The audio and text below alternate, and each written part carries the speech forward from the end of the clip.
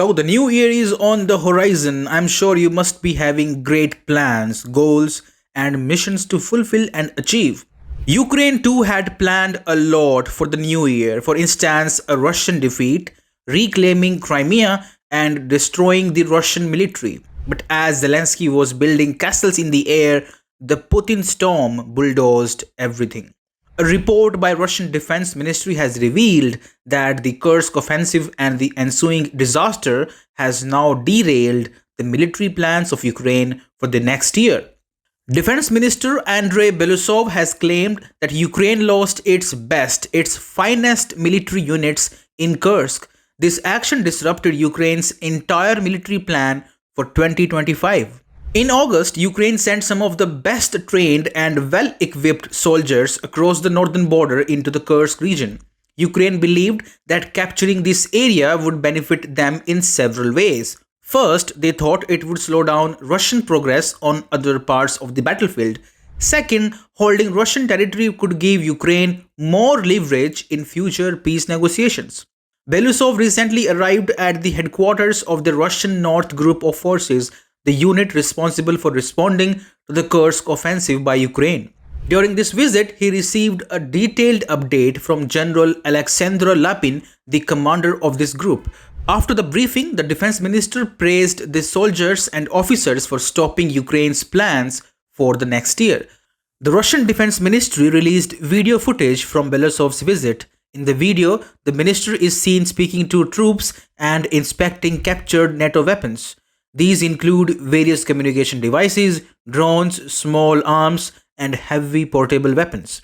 According to the Russian side, these captured items are not as advanced as their own military equipment.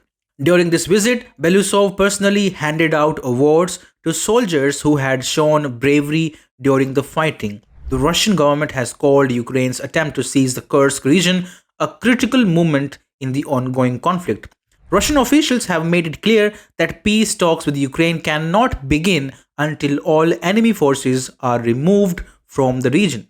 Russia says Ukraine has suffered heavy losses in this campaign. They estimate over 34,500 soldiers from Ukraine have died on Russian soil, along with hundreds of tanks, infantry vehicles, and other heavy weapons being destroyed. You see, the Kursk gamble was doomed to fail from the word go. It was Zelensky's idea and was opposed by the highly respected Emil Ishkulov, commander of Ukraine's 80th Air Assault Brigade. Ishkulov objected to the Kursk operation, fearing his brigade could eventually be too exposed inside Russia and that the casualty toll could rise dramatically. Ishkulov knew it was a gamble, one that could turn Kursk into a graveyard for Kiev forces. But he was sacked. In Ukraine, no one is allowed to question the sanity of the supreme leader. In Moscow, the plan was clear. Its enemy was about to make a deadly mistake and Russia would not stop it. So, when the Kursk offensive officially began in August, Russia deliberately allowed Ukraine's fighters to occupy the region. Russia knew it would stretch Kiev's resources even thinner in eastern Ukraine, making it easier for Russian troops to advance westwards. And that is exactly what happened. And when Ukraine realized its mistake, it was too late.